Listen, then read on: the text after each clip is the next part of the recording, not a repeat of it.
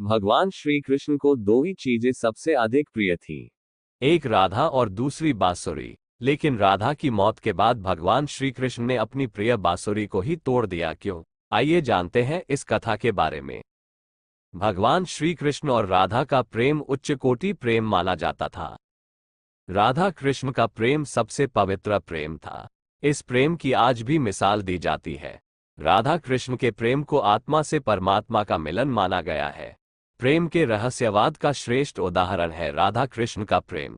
राधा कृष्ण से 3 साल 11 दिन बड़ी थी। एक प्रसंग के अनुसार जब राधा 11 दिन की थी और कृष्ण 1 दिन के थे तभी दोनों की पहली मुलाकात हुई थी। भगवान श्री कृष्ण जब 8 साल के थे तभी पहली बार उन्हें राधा से प्रेम की अनुभूति हुई थी। राधा और बांसुरी से था प्यार। भगवान श्री कृष्ण को दो ही चीजों से प्यार था, राधा और बांसुरी से। कहते हैं कि जब राधा का अंत समय आया तो भगवान श्री कृष्ण उनसे मिलने आए। कृष्ण ने राधा की कमजोर अवस्था को देखकर उनसे हाल पूछा और पुराने दिनों को याद किया। राधा से भगवान श्री कृष्ण ने कुछ मांगने को कहा तो राधा ने कहा कि वे उन्हें अपनी मुरीली की तान सुना दे। भगवान ने अपनी बांसुरी निकाली और सुरीली तान निकाली। राधा ने मुरीली की धुन को सुनते सुनते अपने प्राणों को त्याग दिया।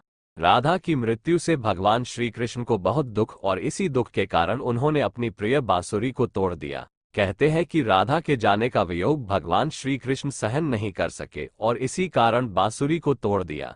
इसके बाद भगवान श्री कृष्ण ने कभी कोई वाद्य यंत्र नहीं बजाया। राधा कृष्ण एक दूसरे के मन की बात जान लेते थे।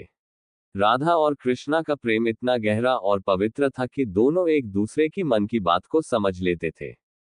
श्री कृष्ण पहली बार राधा से तब अलग हुई थी जब मामा कंस ने बलराम और कृष्ण को मथुरा आमंत्रित किया था। मथुरा जाने से पहले श्री कृष्ण राधा से मिले थे। राधा कृष्ण के मन में चल रही हर गतिविधि को जानती थी। राधा को अलविदा कह कृष्ण उनसे दूर चले गए।